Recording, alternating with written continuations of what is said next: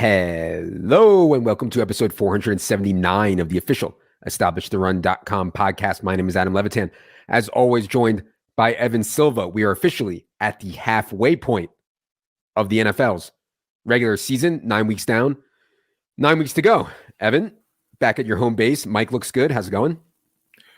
It's going great. It's good to be back. It was nice to be able to, there were 6 teams on bye, so I thought, hey, if I'm going to make any kind of a trip to go see my brother, who I don't get to see a whole lot in Kansas City, took advantage of it. I'm a little bit behind right now. I think I have a pretty good idea of everything that happened in the game, but I haven't looked at like participation stuff. I know that you certainly have, but we'll make it work. It'll be a good show. Oh, yeah. On today's show, we're going to go team by team through each NFC squad, talking through what we saw in week 9 and what it means going forward. Before we get into it here, want to let everyone know about The Solver, brand new company that we started. Our first 2 products at The Solver, it's a fantasy tools company. First 2 products are a DFS optimizer and a bankroll tracker for DFS. If you are an active ETR subscriber and you purchase The Solver using that same email address, our projections will sync into The Solver, or you can bring your own projections in there. Excited to keep building from there. We do have a landing page that you need to go through to get to The Solver. If you're an ETR subscriber, you can check that out in the subscribe tab on the site. Also, this podcast is brought to you by our friends at Underdog Fantasy. The Battle Royale stuff is up and running. We do have rankings for it that come out each Wednesday afternoon/evening-ish. I think understanding position scarcity in these Battle Royale terms is a massive, massive edge. Our rankings are tailored for that. You can also upload our rankings directly on to Underdog. If you haven't signed up for Underdog yet, promo code ETR when you sign up will match your first deposit up to $100. Again, promo code ETR at UnderdogFantasy.com.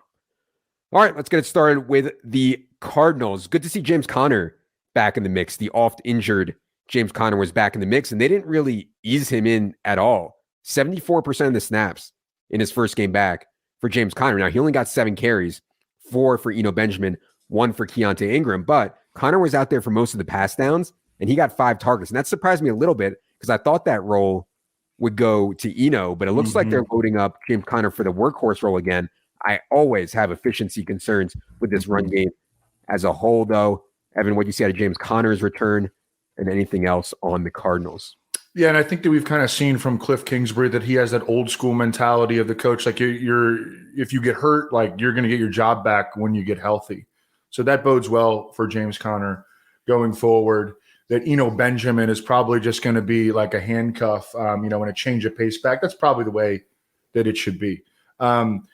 What was frustrating about this performance from Kyler Murray is that, gosh, man, everything around the line of scrimmage, nothing downfield. The horizontal raid. The horizontal raid was back, and he's the worst body language of any quarterback in the NFL at this point. Well, him and Aaron Rodgers. Yeah.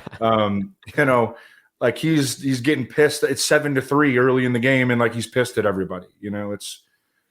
I don't know. It's just like, you're not, like win some games or something. Yeah. Before that happened. At least Aaron Rodgers has some pelts on his belt that, he's like won MVPs and stuff. Kyler Murray just barking at everybody on the sideline. That doesn't really concern us. Kyler Murray is still, pretty good in fantasy, but this was a very frustrating game for the pass catchers. At least Cliff, and I don't blame Kyler for being pissed for playing for Cliff. Like they're gonna have a very hard time, I think, winning with Cliff. But at least Cliff got the sense to return Rondale Moore to the slot the last 2 weeks. Rondale Moore last 2 games, 86 slot snaps versus 46 wide snaps for Rondale Moore. That's resulted in 15 catches, 161 yards, 1 touchdown. I know you had Rondale Moore on a very good DFS team that you played as part of a Geno stack. I mean, when Rondale's in there in the slot, the role is good, period. And even when Greg Dortch was in the slot, the role was good. Like the role is just good when you play the slot in this offense for Kyler Murray, period. Yeah. And I said that it was bad for the pass catchers. It wasn't bad for Rondale Moore and Zach Ertz, the horizontal raid. It wasn't great for DeAndre Hopkins. Got lucky that he scored that TD. But, he's not going to make big plays downfield when they're not throwing the ball downfield. Yep. Let's go to Atlanta. I think there was a decision, a small decision. I don't think it was that close, but a small decision we talked about Sunday morning between Fields and Mariota. The idea that Marcus Mariota could only drop back 13, 15, 20 times in a game. And in a game where I thought they'd be able to run the ball really effectively against the Chargers, pushed me onto the Field side, who I thought would definitely have to throw against Miami. And obviously Fields gives you more rushing equity. But yeah, I mean, just another frustrating time for the pass game out of Atlanta. Kyle Pitts got an incredible amount of air yards. I mean, he was open deep downfield. Mariota could not find him. And then also we saw Cordell Patterson come back. Cordell Patterson comes back and is part of a 3-man committee. Now, Cordell Patterson did not separate widely in terms of usage, but they did use him around the goal line, gets into the end zone twice. I do think, though, like we talked about, Algiers playing fine. Caleb Huntley's playing fine. I don't think it's going to be like a 20-touch role for Cordell Patterson at any point, and they don't throw that much either. And so, like, if I had a chance to sell Cordell Patterson right now, I might consider it. He's coming off 2 touchdowns. He's part of a 3-man committee. He's not going to play in the pass game. What do you think of CPAT's return? Anything else on the Falcons? CPAT was awesome. He also had another long potential touchdown called back on penalty. He's running over guys. I mean, he's like a really good running back. It's just, and they're going to run the ball with volume. It's just they're going to use other guys. And Damian Williams at some point is probably going to be back too. So yeah, I'm totally with you on CPAT as a sell high, and can't really trust any members of the passing game here. No. I know we talked about this one on Sunday. I had a decision in a season-long league. Start Pitts or start Isaiah Likely. That's right. Evan said he'd go Likely. I went Pitts, and Likely didn't have a good game, but it was better than Kyle Pitts. So sad times. Yeah, Mariota is just like, he's not very accurate. Yeah, and that's why they try to do all the play act. They've been efficient in the passing game to this point. They were not efficient at all, and he only had 12 completions. I mean, this was the bottom low for the Atlanta passing game. Going into Carolina, before we get into the actual game here, I was wondering if you saw the report from Schefter on Sunday morning. Schefter reported Sunday morning that the Los Angeles Rams offered 2 first-round picks and a second-round pick for Brian Burns, which is absolutely insane because the Rams suck. What are they doing? Okay, absolutely insane. I didn't even know that they had all those picks. I figured they already traded them away. Seriously. So it's insane that they offered it. And then the Panthers declined. That might be even more insane. I don't know which is more insane, the offer or the decline. Now, we don't know if it's true. Obviously, we have a ton of respect for Schefter, and we think it's almost certainly true if he wrote an article about it. I mean, I don't know, man. We're obviously not in the business of being GM and building teams. I just thought that one was shocking. Any comments there before we get onto the team? No, I just totally agree with you. And I would believe it. I mean, Rams stuff leaks out all the time, because all those dudes are they're all friends. I mean, Les Snead is married to a lady that used to work at NFL Network with Schefter. Kara Henderson, I think was her name. Obviously now Kara Snead. So that information leaks out all the time from the Rams, and I would trust it. Okay. As for the Panthers game, PJ Walker got benched in this game, but they have announced that he will start Thursday, presumably, I think, because Darnold's not ready. But, this Baker versus PJ thing, it is what it is. But I will say this on a positive note. In the 2 games since the Robbie Anderson trade, Terrace Marshall has run 67 routes on 70 quarterback dropbacks. He's earned 22.7% of the targets, and it's resulted in 141 on 15 targets. Terrace Marshall, obviously, former second-round pick, I believe, at LSU, certainly showing that he can play at the NFL level right now. What do you think of Terrace as a pickup? Anything else on the Panthers? I mean, I've been writing about him and talking about him and kind of encouraging deep leaguer people to pick him up. So I think you should have gotten him by now. I'm in like one particular deep league where it's like 14 teams and 3 flexes, and like he's absolutely a starter in that format. He's probably a starter in a lot of deeper dynasty leagues too. He's a full-time player in their offense. Are there going to be ups and downs? Of course, but he runs high percentage routes, and he's going to be out there the entire time. And I agree with you. I think he's shown something. Deontay Foreman obviously just got killed by game script. I mean, they ran 48 plays in this game. They just got absolutely slaughtered, which I think was pretty predictable. And Deontay Foreman, I mean, it's really hard for any running back to carry their fantasy weight in a game like that. Yeah, and I think Chuba's going to be back this week, actually, and that's something that we'll have to talk about through the week, what the split's going to be between Chuba and Foreman. Any inclination from you what you think the split will look like with Chuba back? I think Deontay Foreman is better than him, but that's me injecting my talent opinion. And I think that Chuba Hubbard would be better as like a change of pace back, but I'm guessing. I think that's how they'll do it. I think Chuba will play on some more pass downs. Deontay Foreman, obviously a way better bet for touchdowns. Let's go to Chicago. It's Justin Fields thing, man. I mean, I'm seeing people say now, credible people, or, somewhat credible people saying, I'd rather have Justin Fields than Jalen Hurts for the rest of the season.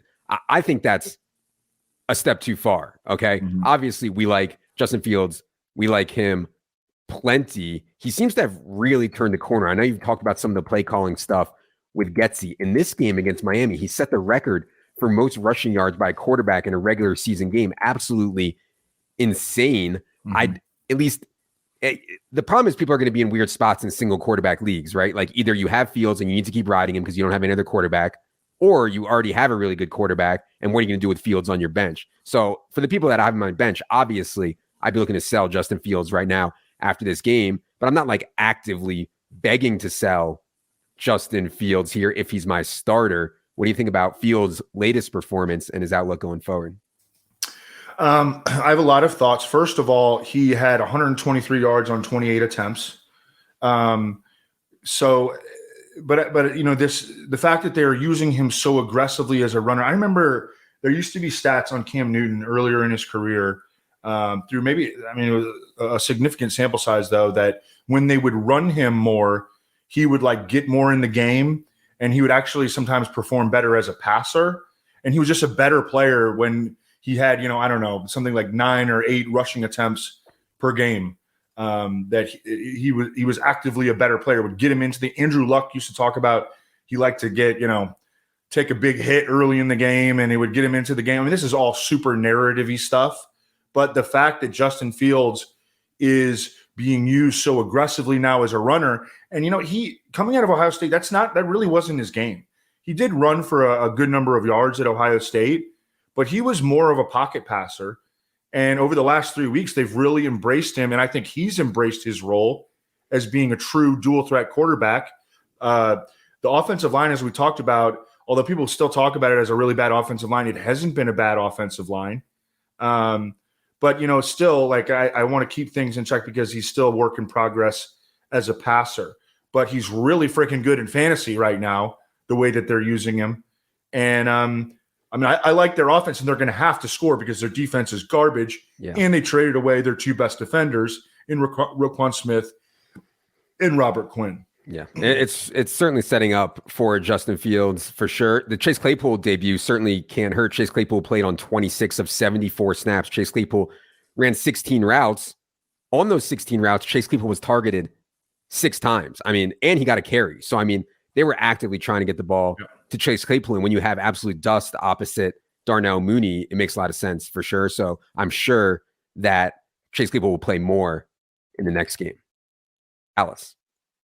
Coming off a bye, we are expecting Zeke to be back here for this Week 10 game against the Packers. I thought there was an interesting quote over the bye week from, I forget which coach it was. One of the coaches on the Cowboys said, basically he said, we don't think Tony Pollard can play more than 30 snaps in a game. That's just not who he is. That's basically what they said. Mm-hmm. And so even in spots where Zeke is out, we saw them mix in Malik Davis or whatever other guys that they have. They didn't really want to load up too much on Tony Pollard. I just thought that's an interesting note going forward, whereas the rhetoric before was anytime Zeke is out, Pollard's going to get a zillion snaps and touches. That may not be the case. He's going to be very, very efficient, though, and obviously a great start anytime Zeke is out. Any thoughts on Dallas as they come out of their bye? I think the only thing really to discuss heavily here is, well, first of all, a lot of the dudes that were nicked early in the season, Dalton Schultz, Dak, Michael Gallup, is still in recovery mode. Like those guys should be, right, like all systems go coming off the bye, hopefully. But yeah, I think what I'm going to write in matchups about Dallas is that I'm anticipating a 50-50 split between Zeke and Tony Pollard. That may or may not happen. I think it would be just an absolute crime if Tony Pollard got anything less than 50% of the touches. Mm-hmm. The touches. Right. Zeke's going to play more snaps for all the pass protection stuff and stuff like that. Right. Detroit. We knew this was coming on DeAndre Swift. It was so obvious. At least they didn't hide it. They were very clear that DeAndre Swift was not going to play very much in this game. DeAndre Swift played on 10 out of 62 snaps. On those 10 snaps, he looked really freaking good, I thought. 3 catches for 40 yards on 4 targets, ran it 2 times for 10 yards. I thought he looked healthy. And I also thought I caught him like asking to get back in the game, like trying to get in, and like Campbell gave him the non-wave. Like, I think there's a chance, not a non-zero chance, that DeAndre Swift is actually healthy, but Campbell prefers Jamal Williams by this wide of a margin. That said, even on 8 to 12 touches per game, which I think is a fair projection for DeAndre Swift the rest of the season, even on 8 to 12 touches per game, DeAndre Swift is still pretty valuable because the way he gets his touches are so good in space in the pass game. You know, he had a couple touchdown catches inside the red zone already this year. So I'm not giving up on DeAndre Swift. And I think if people are selling him for like nothing right now, I'd be interested in it, especially in full PPR, but expecting anything more than 8, 10, 12 touches per game the rest of the season, I think is just, it's just wish casting essentially. I hate to hear you say that. I mean, it's really sad. It's really hard. I agree with you that he's a buy. And I hope you're wrong about the touch projection, because 8 touches in a game for DeAndre Swift is just that. It's criminal. And Dan Campbell, to his credit, did come out and say, well, we hope we get DeAndre Swift a little bit more the next game, you know? And I do think that they think he's banged up. Maybe if you can put in a full week of practice, that'll be enough. But I mean, Jamal Williams, 24 carries, they win the game, you know? They win the game. Yeah, this game was brutal, by the way. I mean, it was just absolutely, I mean, it was 0-0, like deep into the game. Yeah. You know, there's just some offenses that are just broken across the NFL. Like, there are a bunch of offenses that are broken. And it's high-profile ones too, right? Rams, Bucks, Packers. That's what makes it seem worse because we're so used to these offenses being good for sure. We'll talk about the Packers, but they were just a mess. I don't want to write off the Lions offense yet, but, I mean, this was not a good showing, and they've had a couple real bad showings recently.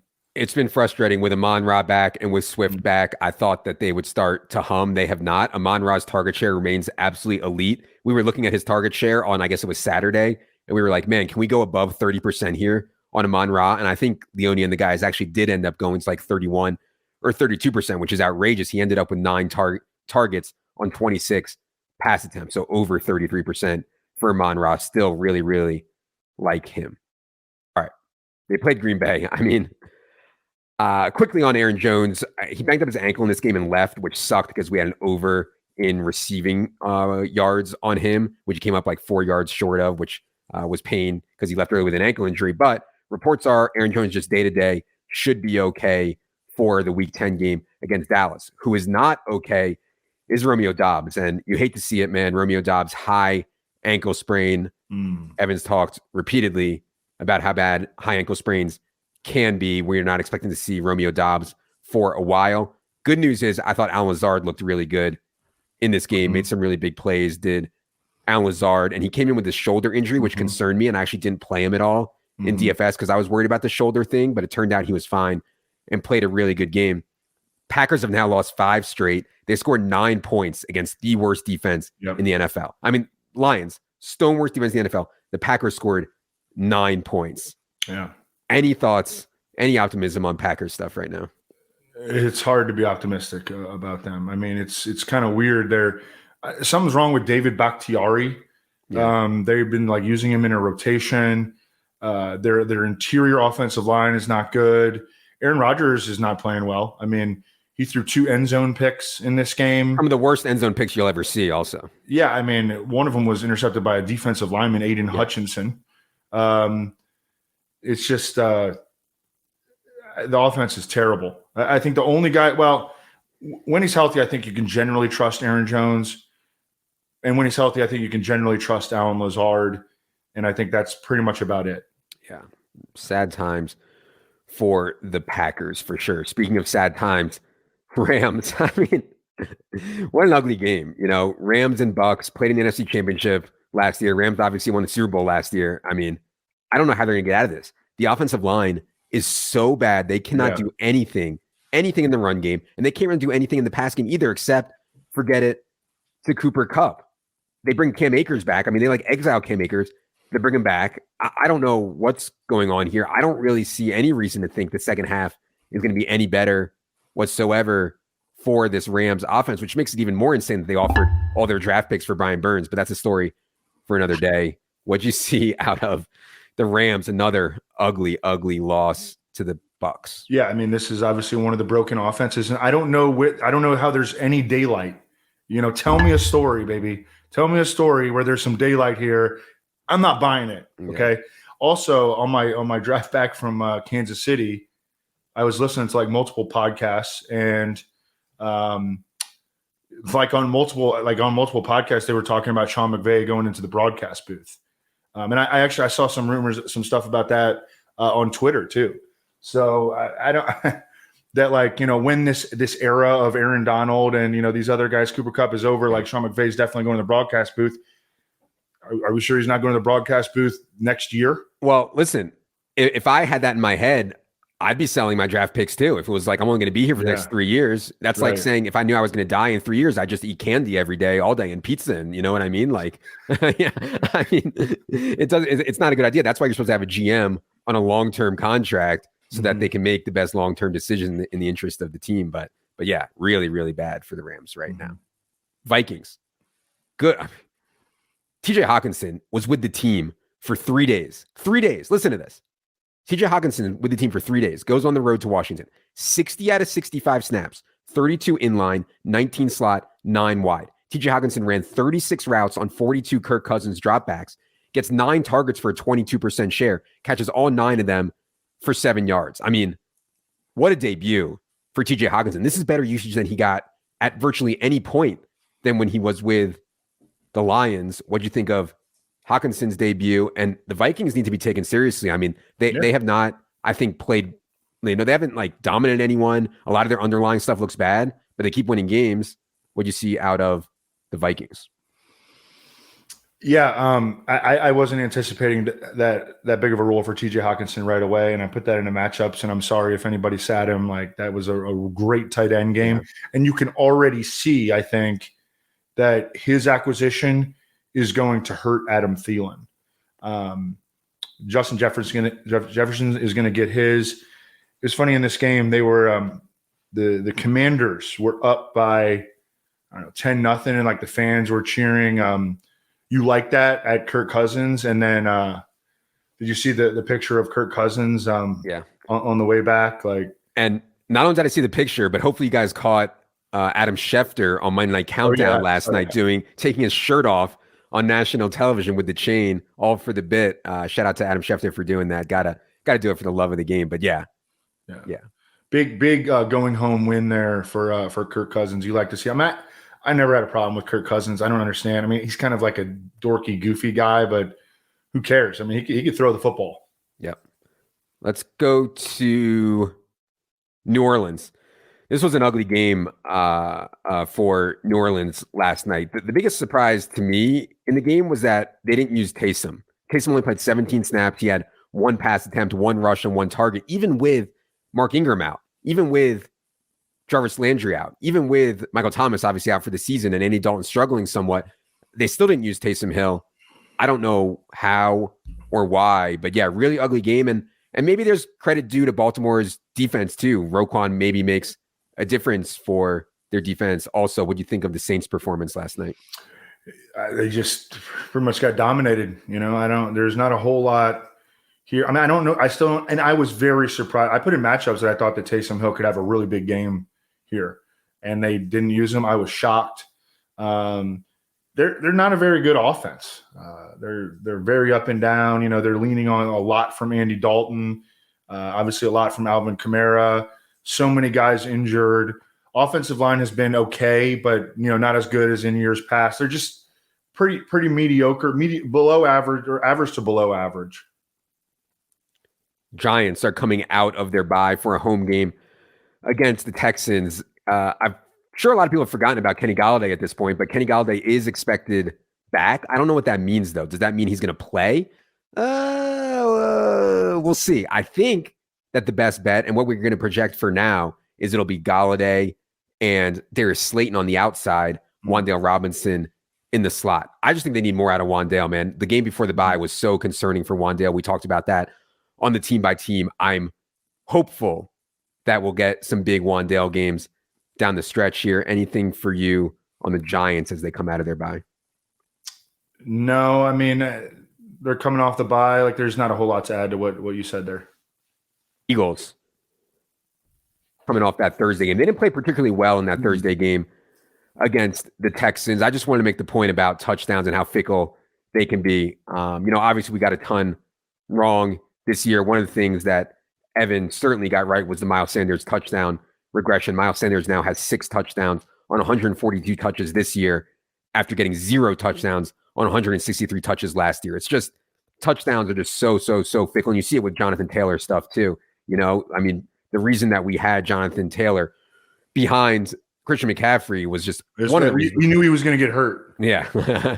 Unsustainable touchdown rates, an unsustainable amount of opportunities from inside the 5-yard line. That stuff is so difficult to project. It is not sticky from year to year. So anyways, Miles, certainly a good bet for a touchdown every single week at this point. I'm interested in what you think about Devonta Smith as a buy low. He has had multiple bad games in a row, got overshadowed by AJ Brown, certainly at times. I still keep going back to the Devonta Smith because I think he's really, really talented, but they have such a soft schedule. I'm just not sure the volume's going to be there. What do you think about Devonta? Anything else on the Eagles? That's the thing, is that we kind of knew that this was going to happen, because they're not going to throw the ball 40 times a game, that, they've got these dudes like Dallas Goedert is every week dude. AJ Brown is like Terrell Owens. The RBs are going to get the ball. Jalen Hurts is going to run the ball.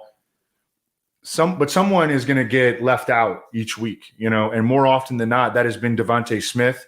Hey, but if something were to happen to AJ Brown, lift off for Devonta Smith, you could probably get him pretty cheap right now. Treat him as a wide receiver 4, and then maybe just put him on your bench. I mean, you could probably get him real cheap. He's such a talented guy, I hate to write him off at all, and I'm not doing so. I agree. I kind of like Devonta Smith as a buy. 49ers had their bye this past week. They'll come out of their bye and host the Chargers on Sunday Night Football. We'll see on the status of some of their injured players, such as Deebo Samuel. Any thoughts on the 49ers as they come out of their bye? Not really. Just looking for the status of Deebo. I think it'll be interesting to look at the RB pecking order behind Christian McCaffrey. I think McCaffrey is going to dominate snaps, but no Jeff Wilson. So how would you project the depth chart for the 49ers behind CMC? Yeah, because I think you don't give up what you give up for CMC. Use him in the way that you used him in his first 2 games, and then not just go 90% of the RB touches to CMC. I just don't see how you could possibly do that. He's too good. They're going for it right now. I don't see how you don't do that. And now because they have CMC and they got a scare with Deebo with the hamstring, Deebo's had injury problems going back to South Carolina. Mm-hmm. Do they ease back on his manufactured touches? Yeah. I think CMC going to San Francisco is not great for Deebo. It's just not. His usage just will not be the same. Last year, he had 54 carries. He turned 8 of them into touchdowns. That was one of the biggest reasons he was going to regress, along with obviously having one of the lowest average depths of target in the league and one of the highest yards per catch in the league, which is literally almost impossible to sustain. So yeah, Deebo not getting those carries around the 10-yard line or so, which he got a bunch of last year, I think certainly is bad for Deebo. Seattle. People keep doubting them. I'm kind of glad that I just took the L on Seattle early in the year and was I was wrong about Seattle. And now it's been profitable to be on Seattle. Geno Smith leads the entire NFL in completion percentage. He's 3rd in passer rating. He's 4th in QBR. Hopefully you got some of the Geno Smith comeback player of the year tickets that we talked about in the awards show with Reynolds and Gary, because I think he's going to win that award over Saquon right now. I think he deserves it. And then Kenneth Walker, one of the guys I was, most wrong about before the season. No one can tackle this guy. We call him Gale Sayers as a joke. He's shedding guys. If you watched any of these games that Kenneth Walker has played, what do you think of Seattle? Another win over the Cardinals. I believe they swept the Cardinals this year in their 2 games already. Yeah, I think that if Gale Sayers was still with us, that Kenneth Walker would actually be Gale Sayers' favorite player. Yeah, no, I had I had a chance at a pretty big score in DFS, and I had Devontae Adams from the early game. I had Mixon. I don't know. I had like James Mitchell. James Mitchell. Yeah, he got in the box for me. And then I had Rondale, and then Geno, DK, and Lockett. I wound up making money, but it was. I feel like only once or twice a year, especially with the way that I play, where it's just like one or two lineups every week. Mm-hmm. I can only get a chance once or twice out of a year to have a really big score. Yeah, and that was it. So it was kind of disappointing, but it was still fun. Well, the issue was that Kenneth Walker, when they get around the goal line, exactly. This is still Pete Carroll, and when they're still going to run the crap out of the ball, man. Even though Geno's playing really well, and so when they get around the goal line, it was a lot of Kenneth Walker stuff. And if those touchdowns would have gone Geno Lockett or Geno DK instead of Kenneth Walker runs, obviously you would have had a good chance to be in the top 5, I think, for sure. But and then also at the end, they just run the shit out of it. I mean, like every play is going to Kenneth Walker. I mean, he's a great closer RB too, because he's so hard to tackle. But I mean, another shout out to Geno. Like, he is poised in the pocket. His pocket movement is so good. He's so accurate. Mm-hmm. And I mean, I know this is narrative-y stuff too, but like, I feel like he galvanizes the team. He's like, early in his career, he had like a leadership problem. He's in the locker room getting, jacked in the face, and he breaks his jaw, but he's like an actual leader now. Mm-hmm. He's kind of matured. Yeah. And he's a really good player, and he's playing at an extremely high level. They're one of the most fun offenses to watch in the NFL, which is a complete 180 from how we projected them. Exactly. And people say, how can Geno win comeback player of the year? What's he coming back from? Just sucking? No, it's the stuff that Evan talked about. He was, punched in the jaw. He was completely left for dead. He was a laughing stock of the league. No one, including us, including me, gave him a chance. He's coming back from a lot, I think, and I think it's well deserved. Yeah. Well, Ben McAdoo gave him a chance, but that's true. He didn't have a very good game that game, so. Bucks. One thing I mentioned on the solo pod is like, hey man, Lenny's not playing well. It's not like the Joe Mixon stuff. Joe Mixon maybe wasn't playing well, but they weren't reducing his role. Leonard Fournette's not playing well, and they are reducing his role. 52 snaps for Lenny in this game, 29 for Rachaad White, and even Keyshawn Vaughn got in there for 3. That said, if you watch this offense, like, something is off, man. All the plays are just like this little short stuff over the middle. I mean, Chris Godwin's average depth of target over the last 2 weeks is 3 yards for Chris Godwin, average depth of target. I don't think that has anything to do with his knee, but yeah, I mean, I have a ton of Godwin stuff in season long and best ball, and it's kind of concerning what's going on with the Bucs offense right now. I guess similar to the Rams, the offensive line is just not giving them a chance. I don't even know. What do you think's going on with the Bucs? I think it's they don't protect well, and they game plan like they know they're not going to be able to protect, so it's just, it's hard to dig yourself out of this kind of a hole when you don't have, like, guys that are coming back from IR or anything like that to supplement the offensive line. Trade deadline pass. No one really trades offensive linemen, like good offensive linemen, because they don't grow on trees. So I guess we're just going to have to, we obviously have readjusted expectations. I mean, Tom Brady, 4.8 yards per pass attempt on 59 dropbacks. That's like pathetic. Yeah. I do want to say, and I never do team watch the tape stuff, but if you watch Cade Otton, man, he looks good. Like, Cade Otton look like he can legit play out there. And obviously I'm at tight end. I'm always looking to just like find someone I can scrape by with. And I thought Cade Otton continues to look pretty good with Cam Brate's sideline. That's what we're going to do here for the NFC Washington football team. J.D. McKissic didn't play in this game, but it was not exactly a great game for Antonio Gibson. I thought Antonio Gibson would get more chances in the pass game. He did not, and Brian Robinson also outcarried Antonio Gibson 13-11. The Terry McLaurin, Taylor Heineke thing keeps on clicking, though. In the 3 starts Taylor Heineke's made this year, it's been 8.3 targets per game for Terry McLaurin and only 5.3 for Curtis Samuel. I think that's going to be pretty sticky, as we've talked about for the last month. Taylor Heineke knows how good Terry McLaurin is and adjusts accordingly. Anything for you on the Washington football team in their game against the Vikings? No, I think that pretty much sums it up, except J.D. McKissic. Do we know how long he's going to be out yet? The neck stuff is scary. I have not seen an update. Yeah, because he was supposed to go to like a specialist. Yeah. I know Antonio Gibson didn't really do a whole lot in this game, but I think that if McKissick is out a while, we're going to get some usable weeks out of Antonio Gibson. Yeah. I mean, in these games where Heineke throws it a ton and maybe they're in some comeback modes and a lot of checkdowns, that's where you can see Antonio Gibson start to catch 4, 5, 6 passes in a game. Obviously, that's super valuable. All right. That is going to do it for the NFC team by team pods. We will be back for the AFC team by team pods later tonight.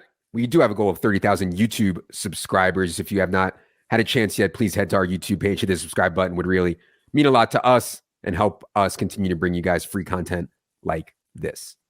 For Evan, for producer Luke, I am Adam. Good luck, everybody.